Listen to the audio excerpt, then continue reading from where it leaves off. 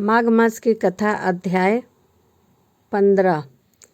दत्तात्रेय जी कहने लगे कि हे राजन, प्रजापति ने पापों के नाश के लिए प्रयाग तीर्थ की रचना की। सफ़ेद गंगा जी और काली यमुना जी के जल की धारा में स्नान का महात्म भली प्रकार सुनो। जो इस संगम में माघ मास में स्नान करता है वह गर्भ योनि में नहीं आता। भगवान विष्णु की दुर्गम माया माघ में प्रयाग तीर्थ पर सब नष्ट कर देती है। माघ मास में प्रयाग में स्नान करने से मनुष्य अच्छे भोगों को भोगकर ब्रह्मा को प्राप्त होता है। माघ मास तथा मकर के सूर्य में जो प्रयोग में स्नान करता है उसे पुण्य की गिनती चित्रगुप्त भी नहीं कर सकते। वह 100 वर्ष तक निराहार रहकर जो पुण्य प्राप्त करता है वही फल माघ मास में 3 दिन प्रयाग में स्नान करने से होता है। जो फल 100 वर्ष तक योगाभ्यास करने से मिलता है।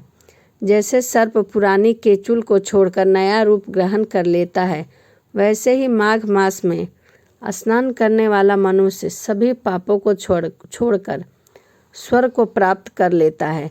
परंतु गंगा यमुना के संगम में स्नान करने से हजारों गुना फल की प्राप्ति होती है। हे राजन, जिसको अमृत कहते हैं वह यह त्रिवेणी ही है। ब्रह्मा, विष्णु, रुद्र आदि मरुत, गंध, गंधर्व, लोकपाल, यक्ष, गृहाक, किन्नर आदि मणि गुणों से सिद्ध तत्वज्ञानी ब्राह्मणी, पार्वती, लक्ष्मी, शची, नैना, दिति, अदिति, संपूर्ण देव पत्नियां तथा नागों की स्त्रियां, धृताची, मेनका, उर्वशी, रंभा, तिलोत्तमा, अप्सरागण और सब पीतर मनुष्यगण कलयुग में गुप्त और सत्य गादी में प्रत्यक्ष सब देवता माघ मास में स्नान करने के लिए अवश्य आते हैं।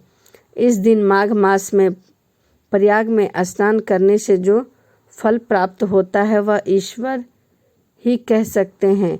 मनुष्य के कहने की शक्ति नहीं है। हजारों अश्वमेध यज्ञ करने से भी जो फल प्राप्त नहीं हो पाता वह पूर्व माघ मास में प्रयाग में स्नान करने से मिलता है। कांचन मालिन ने इस समय का फल राक्षस को भी दिया था और इससे वह पापी मुक्त हो गया था। माघ मास में नदियों में स्नान करना आवश्यक माना गया है और उच्च फलदायी होता है।